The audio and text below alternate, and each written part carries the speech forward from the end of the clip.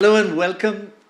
Rarely do I have an opportunity to have such a wonderful, inspirational group to chat with. Sadhguru, a man who's taken India by storm with your brilliance. You are diversity personified, so we'll be talking about your pluralism. Has no religion, has never prayed to God in his life. Not to anybody else. Or to anybody else. Malvika, an absolute inspiration for all of us. God bless you. And I hope that you will put these gentlemen in their place during the course of the next 1 hour. Shashi Tharoor, perhaps the most articulate, not only politician, person that I've ever heard, ranging from all kinds of topics, and we shall test you today on pluralism and diversity. And you better be as good as you are on the British. And Dietrich, you know Melina Dietrich, it's his sister. You'll be so lucky. He's a professor and has studied India for just, South Asia, for just 40 years. So he knows more than all of us put together and is certainly less biased than all of us. Can I start with you, Sadhguru? You've just been traveling around India, how many, 1 month on the road. Tell us your experience about the pluralism in this short period of India, that you've been around India. What have you learned?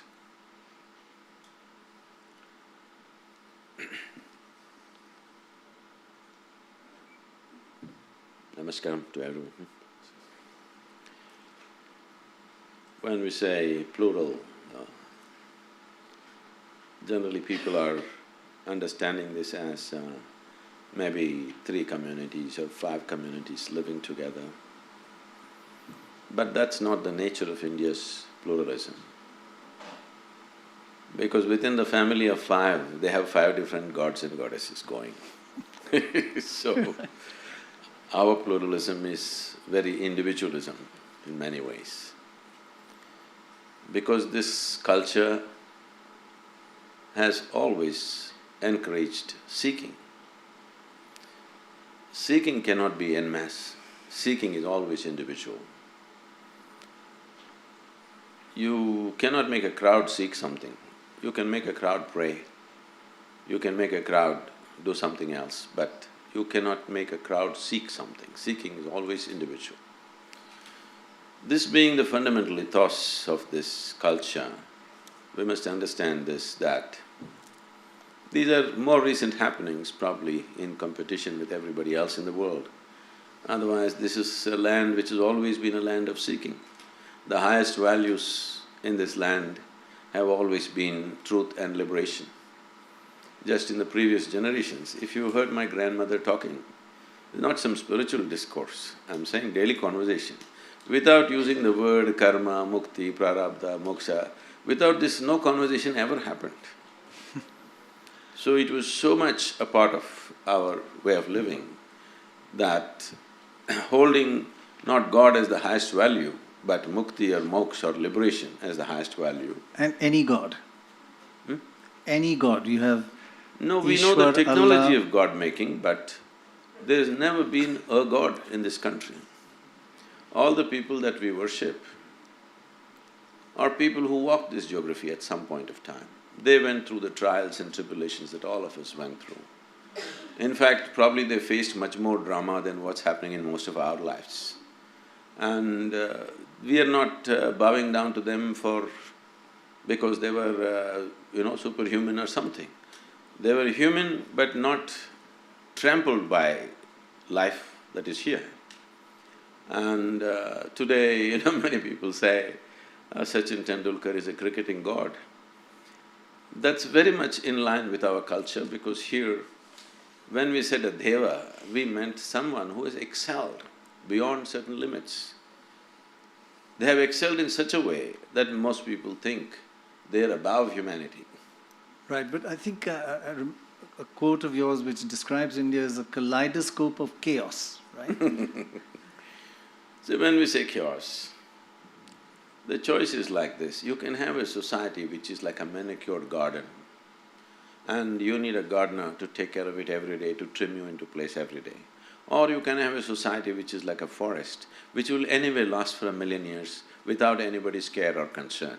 So we are like that. We are a jungle. Right. And no tending is needed. Nobody needs to manage us. We somehow go on. But Shashi Tharoor, in this forest of diversity that India is, I prefer the word diversity to pluralism because I find it difficult to get my tongue around that. It is, as he says, it is India. And is our idea of India, is there anything worrying you these days? Yeah, now that the British have left. I think, in fact, Sadhguru's metaphor is a perfect one, because the problem we seem to have these days is that there are some people who are coming into our jungle and trying to turn it into a manicured garden, into a garden of their design and of a particular shape which admits no other shapes, which is where I think the pluralism debate starts. It is about the various ways in which people define themselves. Religion is very much part of them. But identity in our country takes multiple forms. We have regional identities, which also require pluralism. We have caste identities, which must coexist with each other.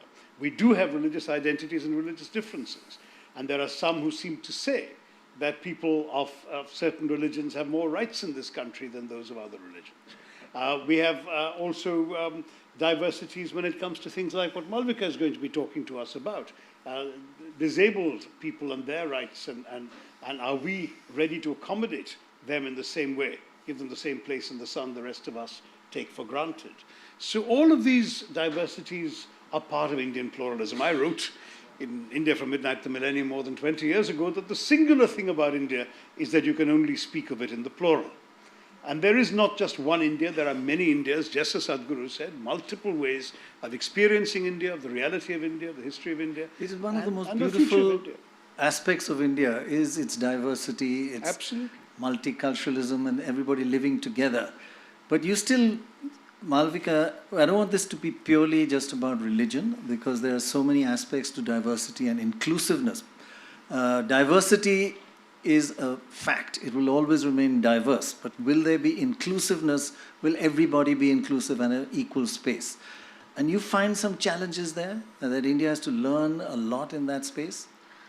I think the most critical barrier that each one of us face is the barrier of attitude, the discriminatory attitude.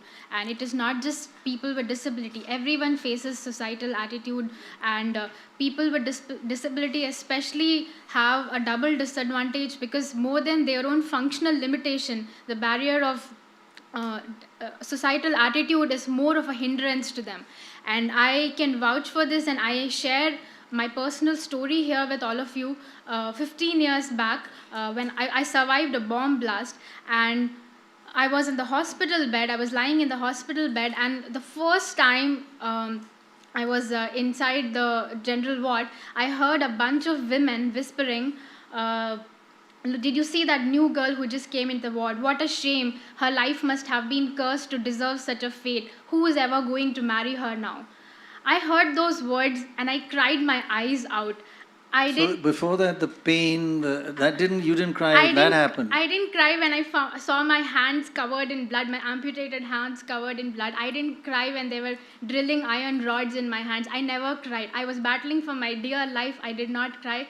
But when they said that I am a dependent girl and I'm cursed and no one is going to marry me, so these were the things that absolutely shattered me, and I cried. And I would like those ladies to hear you now, and we are so proud of you. God bless you, I think. Thank you. It's amazing. You're an inspiration to all of us. But you still find that attitude needs changing. And also mental health. I think that is something each one of us here undergoes at varying degree of intensity. It's some serious and some even low. Like for example, there are so many mental disorders, and there's so much stigma. I think our politicians have a lot of mental health problems. Sorry. And there's so much stigma attached Yeah, to we it. know Deepika Padukone has done a lot of good work She in was that area. talking here today Yeah. about that and how much people, they refrain from going for treatment just because they'll be judged, or they'll be thought by the society that they are not fit. So these kind of stigma, I think this is something that is a very important topic in India as well, and people with any kind of societal stigma that comes attached, it hinders with their day-to-day life. Sometimes when I was conducting my PhD research, I even understood that people wanted to move. They wanted to move places, move their workplaces, move from their society because they could not take the stigma that was present in their society. Right. So they could not even live comfortably in their own homes. So that's another aspect of attitudes. Can be against religion, can be against different sectors of society, caste, as you mentioned. You're used to manicured gardens, right? Not really. Not really, thank goodness. This build a wall. We have a saying, where the mind is without fear, and let us not be broken up into narrow fragments by domesticated Broken up walls. into fragments by narrow Domesticated walls, yes. Is that happening around the world now? Germany has seen a transformation. You took in 1 million refugees. The leader who took them in won the election, but the right wing also did well. So are we seeing a slight global phenomenon, a backlash, a kind of... do you see a commonality? Obviously, there are certain features which we share around the world.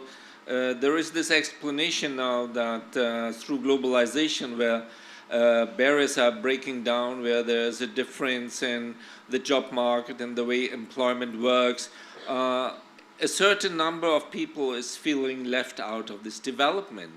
And It's in easy a to way, blame somebody else. yes, and we can see this not only in the East, also in the West, not only in the so-called global North, but also in the global South. And people try to defend themselves and revive their identities in face of the open borders, mobilizing their cultural and religious and other identities. One of the- In a way, I just wanted to Sure, add this please. one term. Sometimes one could even call this movement around the world, it's almost like an insurgency of the people who have been left out in this process of globalization, and Insurgency politicians and have not been able to address them. Yeah.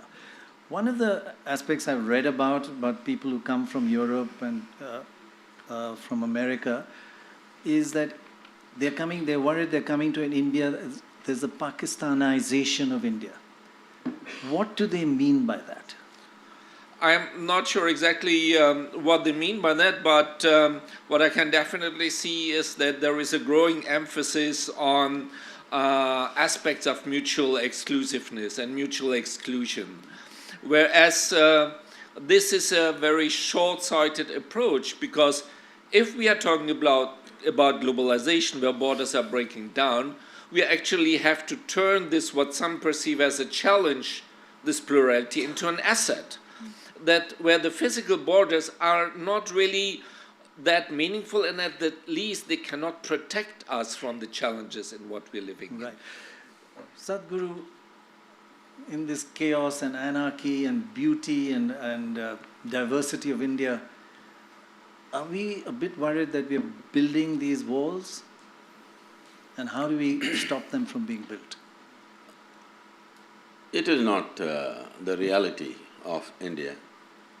I know it's definitely become a discourse in a segment of the society, but when you go down to the villages, when you go down to just ordinary people, this doesn't exist at all. I hear people shouting over each other in the television rooms, saying so many things which is absolutely no meaning. Not on the street. NDTV. Yesterday, Sorry, had to give a quick yesterday, At NDTV. Yesterday Vikram was holding a debate and somebody was trying to speak over somebody. He said, please, wrong channel. Right, exactly. All right, I get that. But But you're saying that's not a reality on the ground? that's not the reality on the ground, not at all. It's just that, see, we are a nation with 1.3 billion people packed into 4% of the world's geography, We are nearly 20% of the population. So here and there, we step on each other's toes. If I step on your toe, you don't have to be a Muslim to hit me, all right? Because everything is scarce. From everything, roads are scarce, toilets are scarce, everything is scarce. So we keep stepping on each other's toes, and here and there friction happens. But we must also understand, we are a largely unpoliced country. Correct. We are an unpoliced nation, there's really no police. There's no punishment. No, that's not the point. I'm saying there is no law enforcement to stop something happening. Right. Only after it happens, the police will come. You've even seen in the movies, only after everything is done, that's when they come, all right? Because for the population that we have, we don't have that much of law enforcement. Right. So in United States, if something happens, if you give a ring, and they say the downtime is 3 minutes and 20 seconds. Fully armed police will be there in less than that time in most places. But if you call here, only for the wrap-up. So we are not a police state. For that, I think we are an extremely peaceful country, unpoliced. Right. But everything is scarce, there's enormous poverty, deprivation. So here and there skirmishes happen, that not necessarily because of differences of religion, caste or creed, mainly for economic reasons. There will be rubs here and there.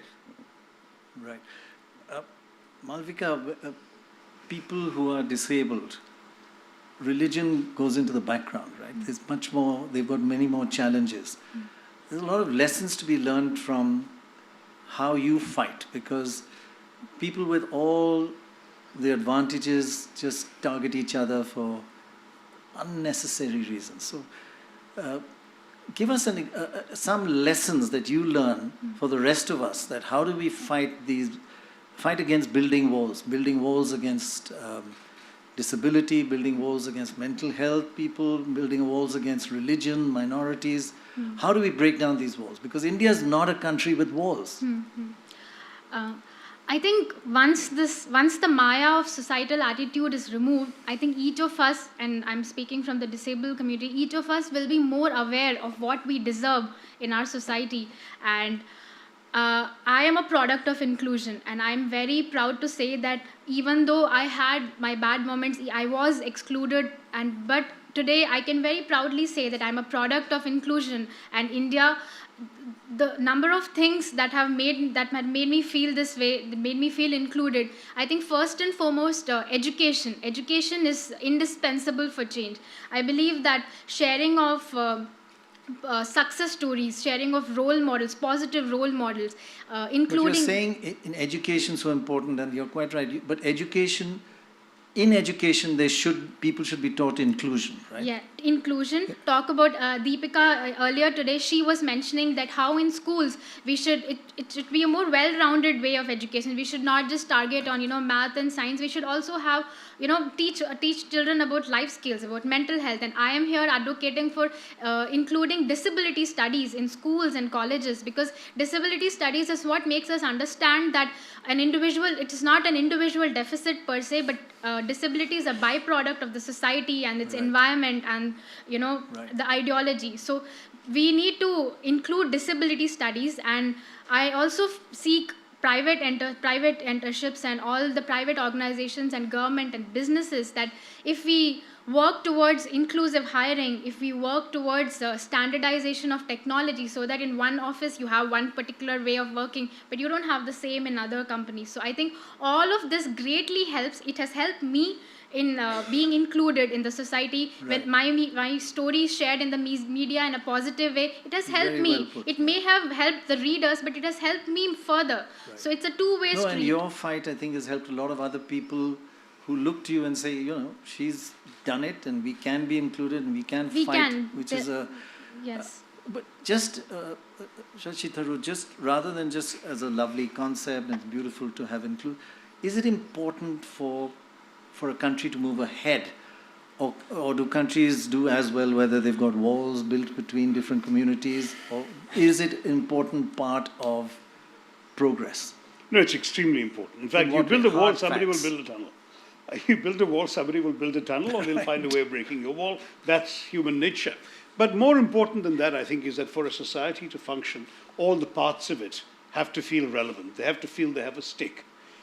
If you have people who've been left out for one reason or the other, whether it's disability, whether it's caste, whether it's because they're Adivasi, whether it's because of their religion or faith or the language they speak, or the color of their skin, depending on the society you're talking about. Well, it happens in India. Absolutely. When people Fair feel and left out, they Lovely. have no Fair stake. and Lovely ads are banned on NDTV. Good for We you. lose a lot of money as a result, but we will not accept that kind of racism on our channel. Yeah, it looks like I'm the only That's one who very didn't use it. Sorry? It looks like I'm the only one who didn't use it. Well, look, I mean, the point is that so all of these things, all of these kinds of discrimination essentially put people in a position where they feel they don't belong. They don't have a stake in the future and success of the society because they won't share in it. And that's what's wrong, because the practical purpose of pluralism is to let everyone feel involved, everyone to be a stakeholder in your society, and everyone to feel they're invested in the future of that society. Right. The moment you marginalize, alienate, push people aside, two things happen. One, you lose people who can actually build up your future.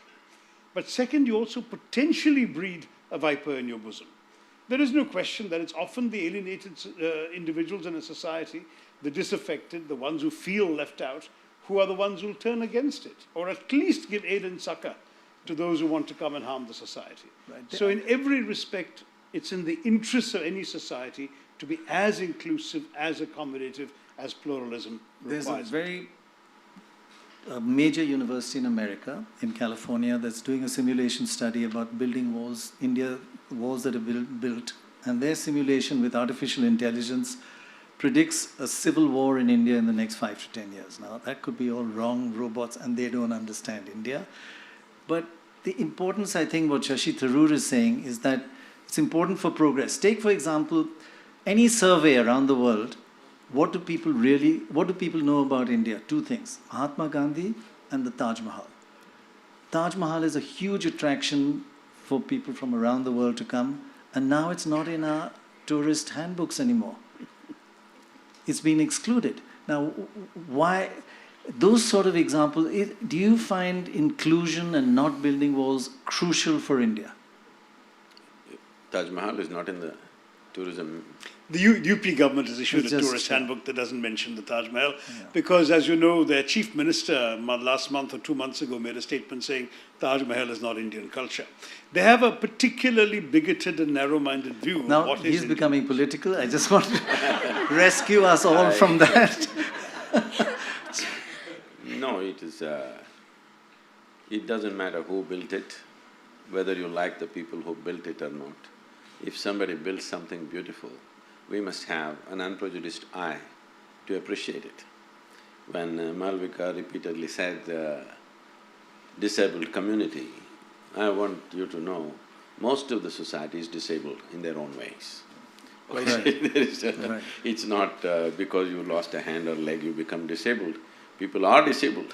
They tend to disable themselves in so many ways. So, definitely, Taj Mahal is a beautiful gem in anybody's eye. You cannot exclude that from India. At the same time, I also don't believe that you must say this is the only thing in India. If you come to India, Taj Mahal is the only place to see. No, of It's a course not. very narrow way of doing things. I think that's what has been done for a long time. And it's time to change that by projecting everything else. There's so many other But beautiful definitely things. you can't remove a beautiful gem If like there's so many Taj other Mahal. beautiful things, we shouldn't look at who built them, just that they are Yes. beautiful right now. Especially if somebody whom you don't like built something beautiful for you, you must enjoy it even more. But I worry a bit about you saying people you don't like. Is Huh? that… No, I'm saying if you don't like somebody and they build something beautiful for you, But are you talking isn't about there a double joy? But when you say somebody you don't like, you're not talking about a community. No, I'm Talk about an not individual. I'm saying I mean, I did not know that Taj Mahal is pulled out of the tourism thing. I really did not know that. I'm saying the only reason why you may do such a thing is because you don't like someone who built it, because there is a history of invasion, there is cruelty, there are terrible truths of the past. Shashi has been… I am yet to read the book, I have the book, but I've heard him speak here and there about all the things that have been done during the British era, which is very cruel. Absolutely. But if we go to UK now, we don't hate those people.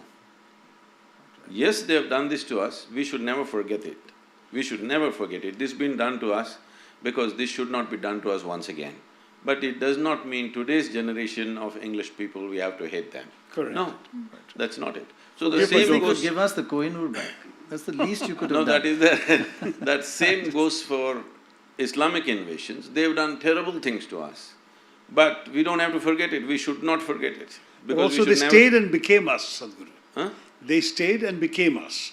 There were some invaders who came and looted and left. But for many of the people, such as the emperor who built the Taj Mahal, they are us. They are part of our soil, assimilated into our culture. Say, I want you to know, if there was no World War II, British also would have stayed. So that doesn't mean that happened because of their love for you. No, but Sadhguru, they sent everything from here back to England, whereas these people, even whatever they looted, they spent here. No, There no. is a difference. That is because it's another time when there were no ships. Technical were problem, was it? No, no. There were ships, there were ships. Transportation issues. And besides, they had a land route back home to the Fergana Valley, they didn't use it. That's not easy to go. But you say, whether they did or not, one should not hate them now and should not build walls around See, them now. because… Is that your message? See, what I'm saying is, historically many ugly things have been done by different people. Quite right. Ugly things that have happened to us as a nation, we must remember. Ugly things we've done to ourselves also. That also is there, that's another aspect. Right. What others have done to us, we must remember, but we should not become bitter because this bitterness will destroy us. That's Why we should remember is so that we don't make the same mistakes and get into the same pit once again. That's very important for me. course. But at the same time, if today, let's say, UK spoke the same language that it spoke during the colonial era, definitely we will not accept them. Unfortunately, with certain groups of people, they're trying to speak the same language which was historically spoken way back. So this creates a whole lot of confrontation in the society.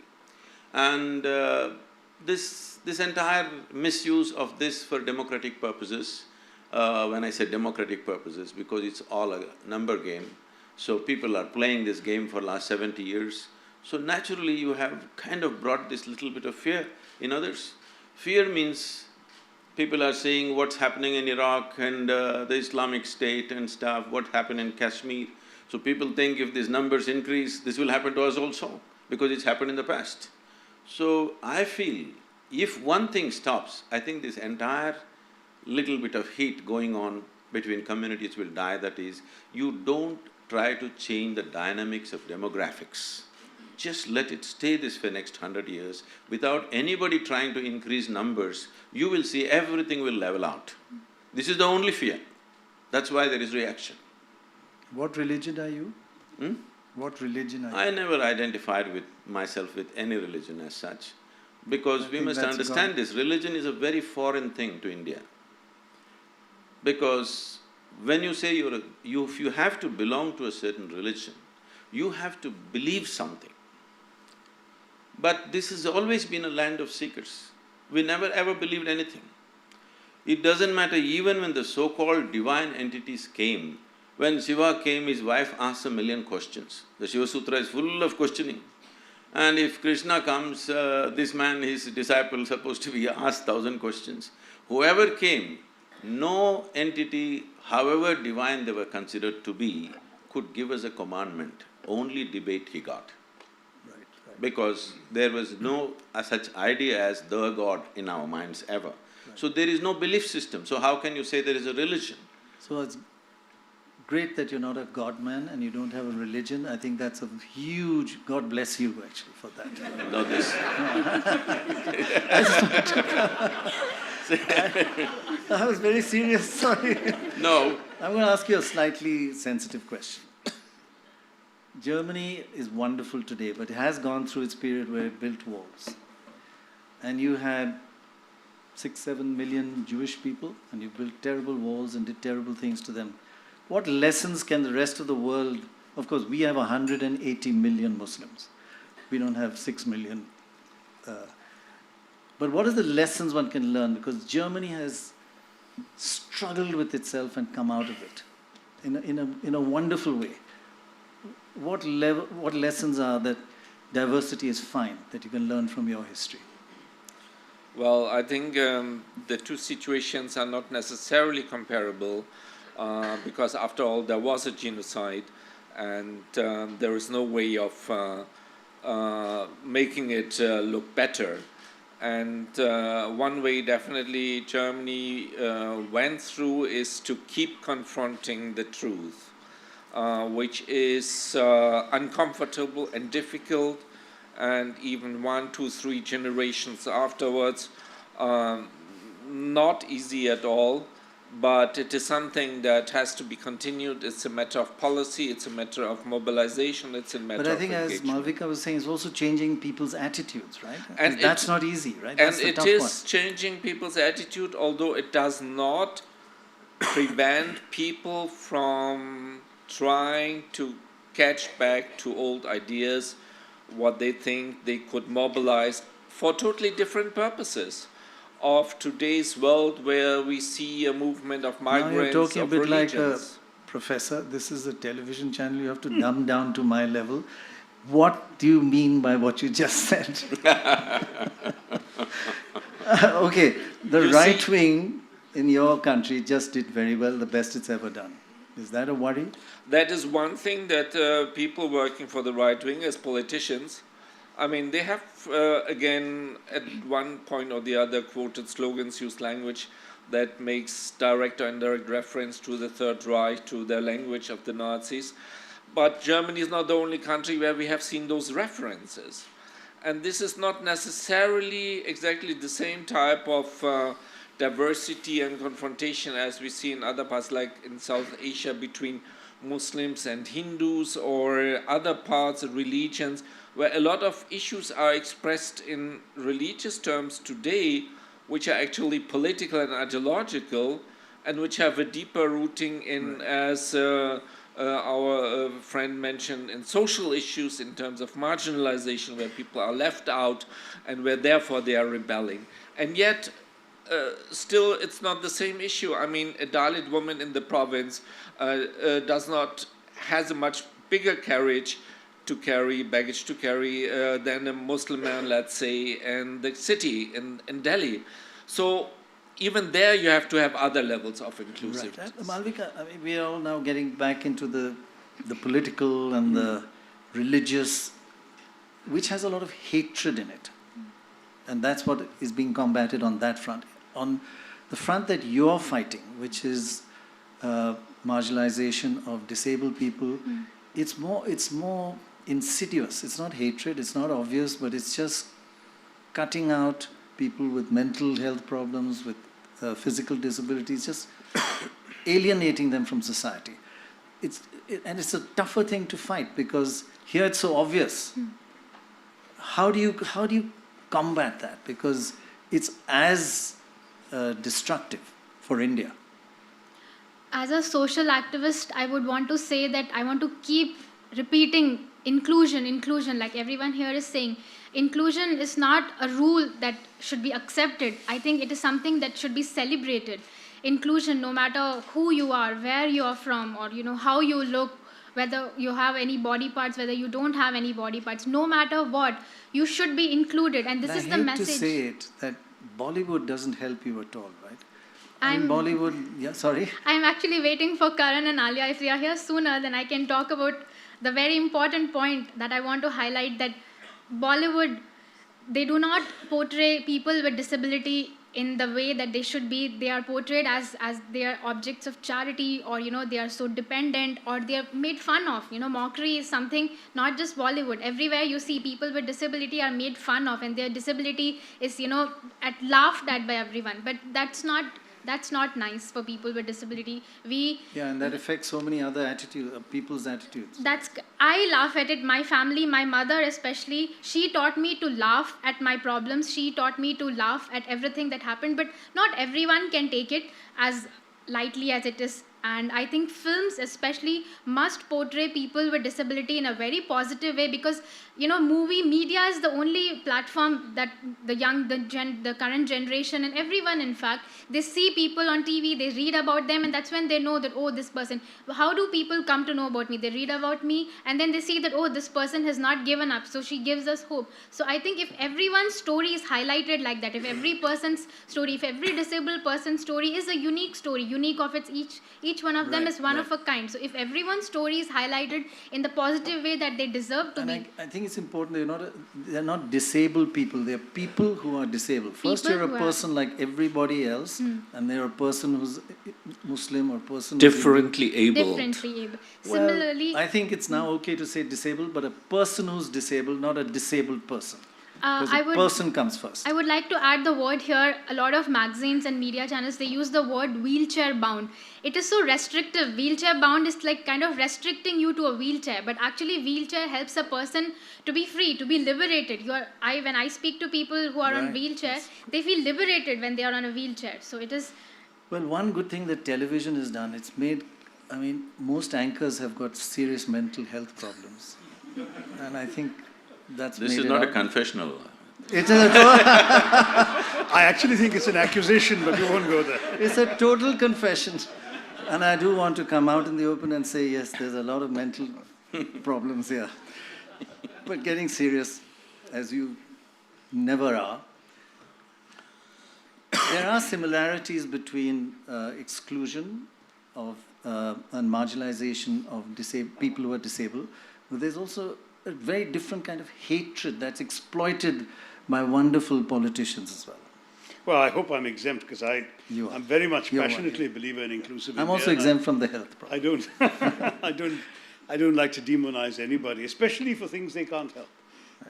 Demonizing somebody for the faith into which they were born, or the community in which they live, or the way they look, or the color of their skin, or the language they're brought up to speak, or the clothes they wear, or the food they eat. Sadhguru says, just a fear. It's a fear. So I was intrigued to hear Sadhguru say that, because obviously some of the fear is stoked up. It is stoked, as you yourself said, partly for political purposes. No. Unfortunately, there is often a politics of polarization that assumes that whipping up certain sentiments will gather certain votes for a particular community. There is a politics of identity that says, let's promote the interests of our caste alone, or our group alone, or our faith alone, at the expense of others. So I'm certainly not accepting the political process whatsoever from this. But at the same time, it is not right, it seems to me, to suggest that this is somehow natural. It is actually, no baby is born intolerant. Somebody's teaching that baby its attitudes, its beliefs, whom to like, whom to dislike.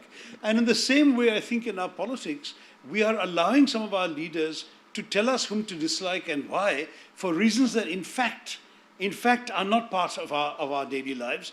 You rightly said, in the villages of India, people live side by side and they don't feel any of this hatred and unpleasantness. Is that a correct interpretation of what you meant? No, because It's not. taking, you got it wrong again. See, I don't wish to take a political stance, because I've never associated myself with any political ideology at any time, not today. So what I see is, what we are today, in many ways, we are products of history. We cannot completely eliminate it. The British history that you have extensively spoken about, written about, the thing about the British is they exploited you commercially. For them, you were just a resource. They had no other interest in you. They don't care which god you worship, whether you go to a temple or you don't go to a temple. Is it okay that they eat beef? Huh? I'm sorry? Is it okay that they eat beef? If you have a wrong choice of food, it's up to you. What's my problem? So anybody can eat beef, is their choice. Is that what you're saying? Okay, of course. No, what I'm saying That is… goes against what a lot of people feel. I'll come to that. We can look at that later. This aspect. But when it comes to these religious invasions that happened, whatever the thought behind that thought you must surrender. You see, if I do something horrible to you today, 10 days later if we meet, at least I must show some regret or remorse in what I have done. When I'm proud of what I have done to you, this is not going to settle, all right? This is what you are expecting. When people are very proud of what they have done to you in the past, now you want it to settle, it's not going to settle. It is just… I'm saying it'll just be an academic debate. It is not going to be a social reality. I'm not interested in any debate unless it's a solution for the problems that we are in. So what's the solution? The solution is… the important thing is, you can do whatever you want, but you have no business to tell me what I should do, all right? And vice versa. Everywhere. I'm saying for anybody. Yes, yes. Essentially, this is this. Because people believe certain things, because everything that you have to ever know in the universe is written in one book, people are insecure about that because we know what's written. The question is not whether everybody is like that or not. We're just afraid one day book will play upon us. So one thing that you have to do is, first thing, whatever the past cruelties that have been done, many things, it's not a simple process. Right. See, people have forgotten what has happened in this Delhi, what has happened in one afternoon. One afternoon, 20,000 people were killed in one of these days, three centuries ago. People have not forgotten these things because they know what will happen to them. And what has happened in Kashmir, people have not forgotten. Maybe people try to act like it didn't happen, but it has happened. So, Well, if the demographics don't change, you will see everything will settle down. The thing is, continuously people in a very strategic way trying to change the demographic dynamic. Now people are afraid because they know if the numbers increase, what will happen to them? So just don't do that one thing, you will see all problems will settle, believe me. Right. I know the communities very well. Right. At least you're positive and optimistic about it, but you do bring a lot of history into what people's fear today is, and that is a bit worrying. There is a Buddhist tale about two Buddhist monks walking down the road, and they come to a part which is lot of mud and water, and there's an old lady there, and she wants to cross. And one of the monks takes her on… I know. takes her on his back and takes her across, and while he's taking her across, she kicks him and beats him and says, "You're hurting me, don't go this way," and curses him and shouts at him. Finally goes around, puts the other side and puts her down, and both the monks walk on. And after 2 hours, one monk says to the older one, "That lady was so horrible and you didn't say anything, you just let her go, why didn't you say something?" And he says, "You're still carrying that lady? I put her down 2 hours ago." Shouldn't you put down your history? That's what I said. Just put it down. I think that story is totally not relevant to me. No, of course not, of course not. Not relevant to the situation either, because the story is not… the situation is not about what happened. The situation is that there is no sense of remorse or regret about what happened. You want the lady to regret? Not the lady. See, that's a totally different… I think I have a better way of telling that story. That's a… You have a better way of telling most stories. No, that's not the point. That is a spiritually significant story, that's a different matter. Okay. This is a reality which we are living in, where people who firmly believe their way is the only way to go to heaven, all right? First of all, I'm not interested in going to your heaven, so leave me alone. But you keep on trying to change the demographics, there will be fear. If you think that is an empty fear, then you have to see what's happened. What is happening even now in certain parts of the world, you must see. It is not an empty fear. So I'm saying, whatever you believe, it's your faith. So you say… First of all, let me finish this. Sure. I feel, the moment you believe something, you are disabling yourself. Because belief essentially for me means you are not straight enough to admit you do not know. As far as I'm concerned, either I know something or I don't know something, that's all there is. Everything that you don't know, you believe, and you want me to believe the same thing? No. So this culture has never imposed anything on anybody because nobody believes anything. We are seekers. Seeker means what? You can be a genuine seeker only when you realize you do not know. So, this is of a certain nature. Now in reaction, unfortunately, we also tending to become like that, which is a very sad thing, okay? But at the same time, a society is not made by, till now at least, maybe in future it might, society is not made by spiritual wisdom.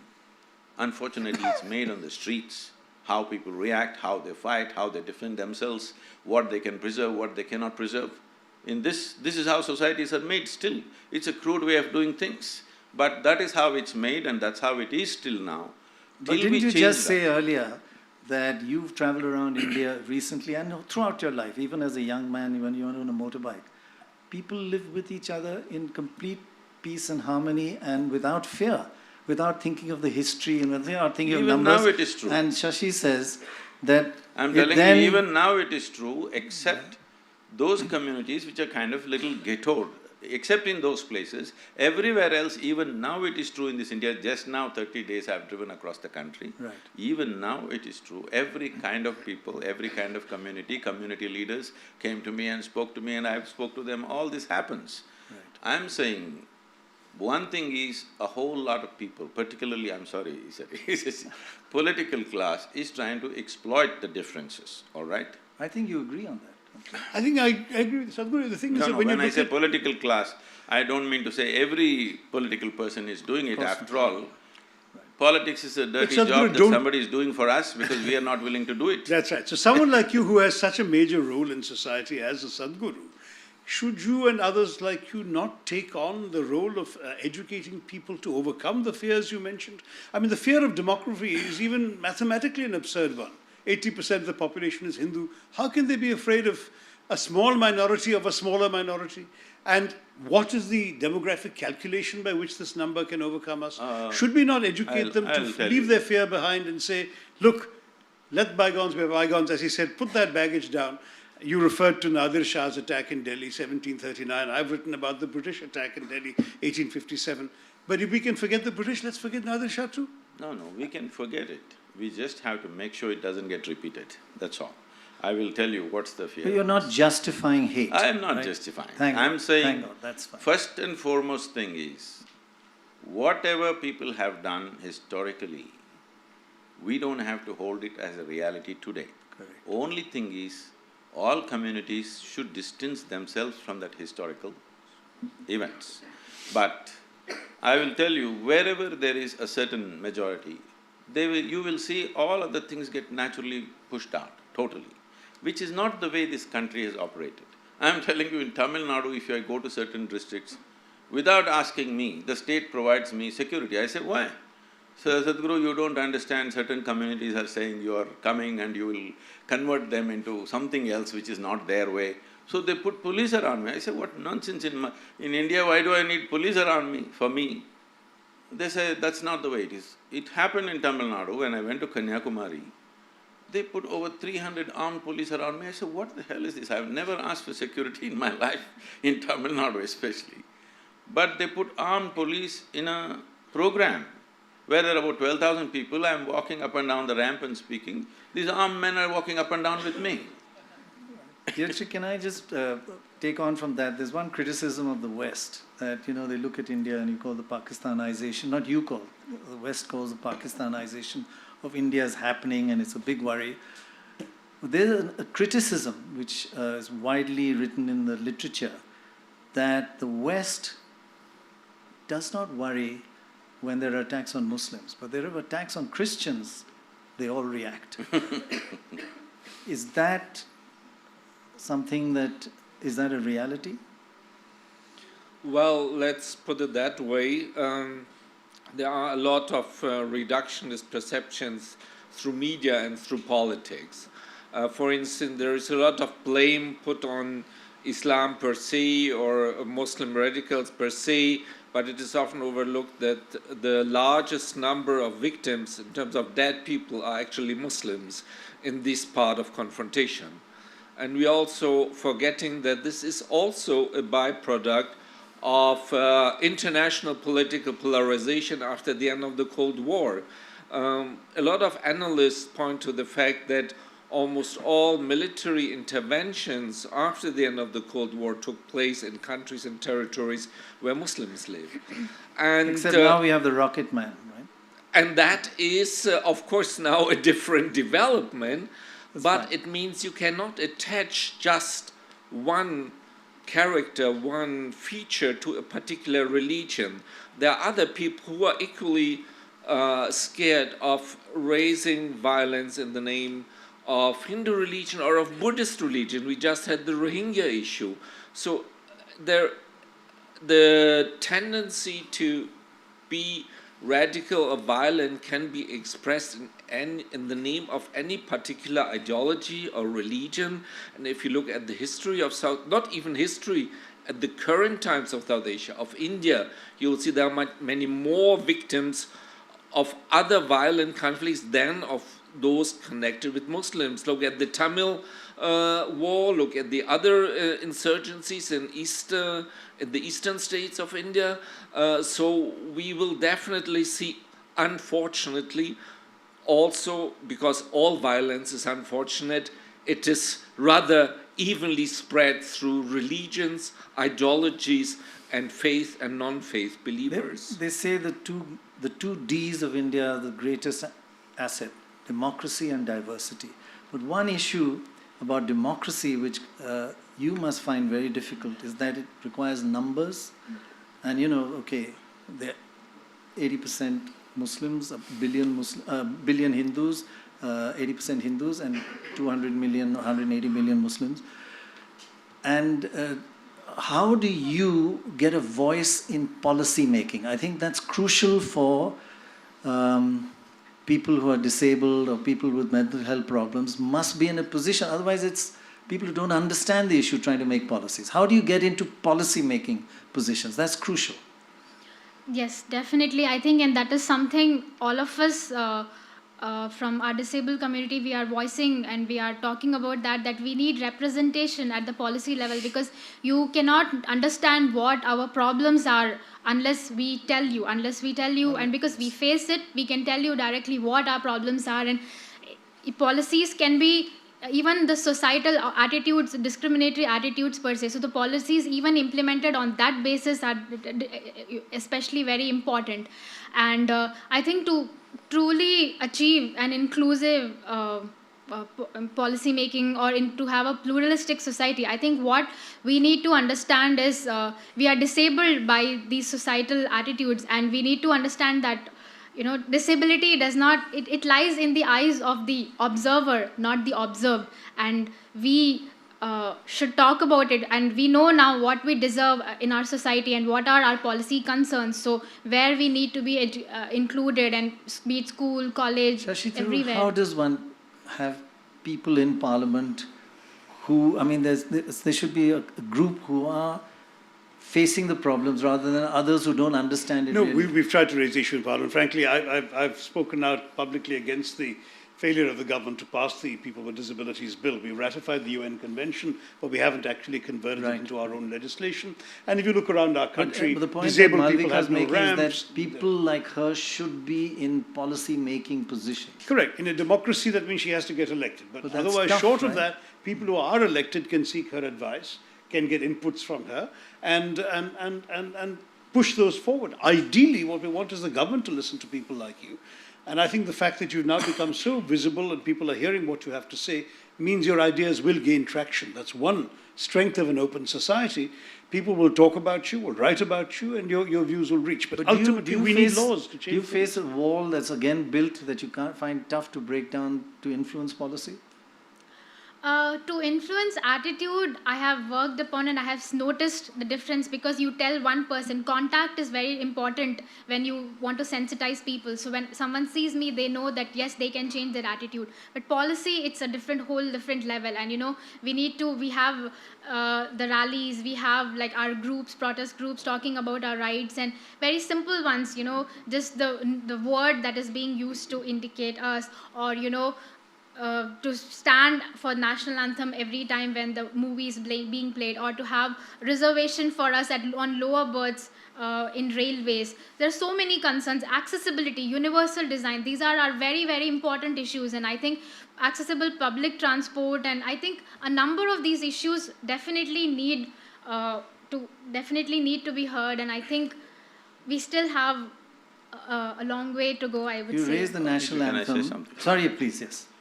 See, what Malvika is saying is, it's unfortunate that such situations still exist, but policies can be made, but I feel these issues will be only settled by a more humane society rather than a rule, because a rule book doesn't really work in this level of thing, that when somebody is incapable of something, you reach out to them, is a natural human attitude.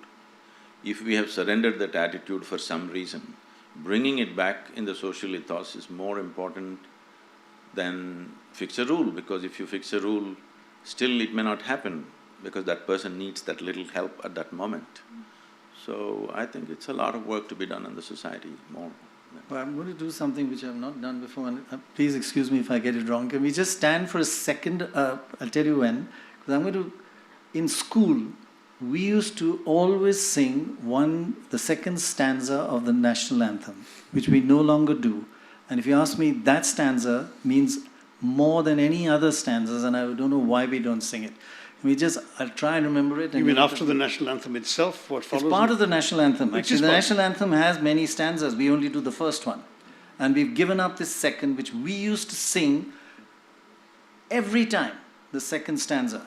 And to me, when in this discussion, when we talk about building walls and communities and minorities, that stanza means a lot. And it is… Aharaha tab avana pracharita sunitab udhara vani Hind Bodh Sikh Par Sikh Musalman Kristani. That's what our national anthem talks about. And we should sing it every time. Because that is India. That is the diversity of India. Why have we given that up? You mean to say why have we given up the stanza? Yeah. That's because they wanted to reduce it to 57 seconds. Technical Not issues. because… They should take not this because stanza. that's not relevant, that's still relevant to us, but they wanted to make it less than 60 seconds. Right, right. So, and also they're singing it like speed national anthem, Okay. rapidly. So I am very Fair unfortunate, enough. but I mean that you said this. See, we must understand one fundamental ethos of Indian psyche.